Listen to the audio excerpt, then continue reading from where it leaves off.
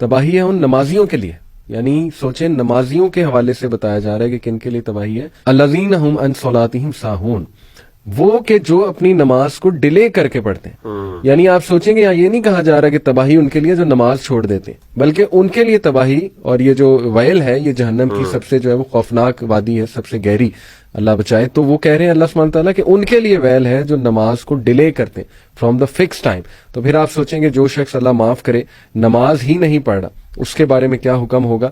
اور اس حوالے سے میں تھوڑا انکریج کرنے کے لیے کچھ ایسی حدیث رکھتا ہوں آڈینس کے سامنے ماشاءاللہ، جس سے ثابت ہوتا ہے کہ نماز جو ہے کتنا بڑا اللہ کا گفٹ ہے اور نماز کتنی امپورٹنٹ ہے. ابن مسعود صلی اللہ عنہ نے ایک بار نبی صلی اللہ علیہ وسلم سے پوچھا کہ یا رسول اللہ وچ ڈیڈ از دا بیسٹ؟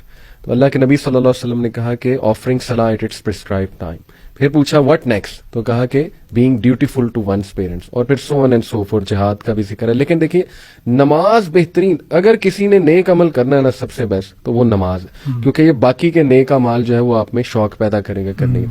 پھر نماز جو ہے یہ معراج پہ تحفہ دی گئی ہے، اس کو برڈن تو سمجھنا ہی نہیں چاہیے. یہ اللہ سبحانہ تعالیٰ نے خود نبی صلی اللہ علیہ وسلم کو بلا کے تحفہ دیا ہے. پھر نماز گناہوں کا کفارہ ہے. پھر ایک حدیث ہے صحیح مسلم کی، اللہ کے نبی صلی اللہ علیہ وسلم نے فرمایا کہ بتاؤ مجھے کہ اگر تمہارے گھر کے باہر جو ہے وہ ایک ریور ہو اور اس میں تم 5 ٹائم ڈبکی لگاؤ اور نہاؤ تو کیا تم مکمل صاف نہیں ہو جاؤ گے؟ صحابہ نے کہا جی. اللہ کے نبی صلی اللہ علیہ وسلم نے کہا کہ یہی مثال اصل میں نماز کی. جب 5 ٹائم تم اللہ کے سامنے حاضری دیتے ہو تو وہ تمہارے گناہ جھڑتے ہیں اور تمہیں بہت سے جو ہے وہ فائدے ملتے ہیں الحمدللہ.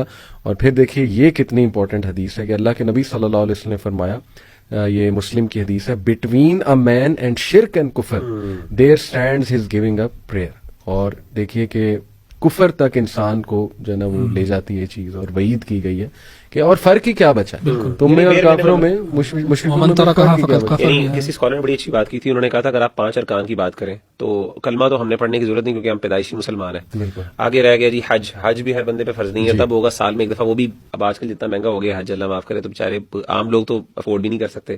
رہ گئی زکوٰۃ کا بھی نصاب جو ہے وہ عام بندہ بیچارہ افورڈ نہیں کر سکتا، سال میں ایک دفعہ، وہ بھی ایک دفعہ اگر ہے بھی تو. پیچھے رہ گیا روزے اور نماز. اور روزے میں بھی اگر بندہ بیمار ہے فار ایگزامپل بڑھاپے میں پہنچ جاتا ہے، روزہ نہیں رکھ سکتا تو وہ فدیہ دیتے روزہ نہ رکھے. آ جا کے ایک چیز رہ جاتی ہے پیچھے نماز، اور وہ بھی اگر بندہ نہ کرے تو پھر بندے کی طرف سے چھوڑی ہی نہیں جا سکتی.